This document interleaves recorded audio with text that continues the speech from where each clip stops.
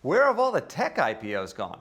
I'm Jack Otter, editor of BARRON'S.com. I'm here with Jennifer Ellison, who is a principal at BOS Wealth Management. You're right in the heart of Silicon Valley, so you've kind of got an insider's view. Let's start with this main question. We're just not seeing a lot of IPOs. They're all kind of baking in that pre-IPO stage and not going anywhere. Yeah, that's true. I think it's a combination of a market that's been flat for over a year now, which doesn't really entice companies to go public because they're worried they're not going to get the valuations that they want.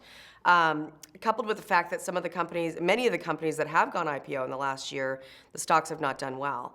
So for companies who can afford to not go public and stay private for a while, that's the decision they appear to be making. There's a lot of talk of the unicorns that aren't so rare anymore, these 1 billion plus private companies. And it's almost a bubble, if I can use that word, in private equity where so much money is poured in and now they may not be worth that. Yeah, and this is a cyclical thing, right? So we had this in the late 90s where you had a lot of tech companies, both pre-IPO and IPO companies that went public. Valuations were astronomical, and then we had the decline from all of that.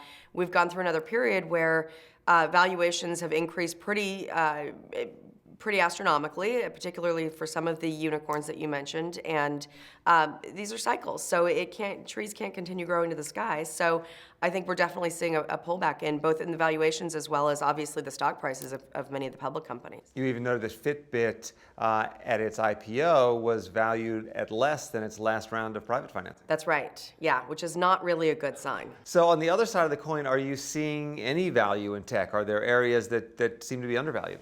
There are definitely. I mean, tech valuations are not as high as they certainly were when we had the last bubble.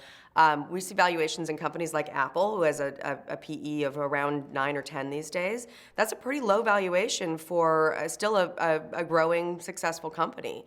On the flip side, we still have lots of companies that have no earnings, so you can't calculate a PE, and have pretty high prices. So your client base includes people who work in tech, attorneys who advise people in tech. What's the mood? Can you give us any insider views here? Yeah, I think the mood has gotten a lot more cautious. There's a lot more concern about valuations. I think we are seeing fewer and fewer IPOs and companies coming to market, and so that makes everybody a little bit nervous.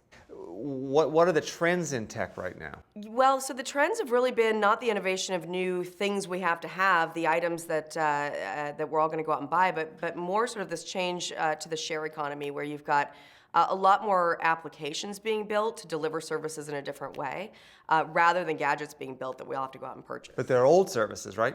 Old services like a taxi cab, right? So it's just a different way of delivering what we've had all along. Until there's a game changer, maybe these valuations won't go any higher. It's possible. There's not a lot you can point to see how that's going to be pushed higher at this point. Investors are definitely nervous. Thanks very much, Jennifer. Thank you.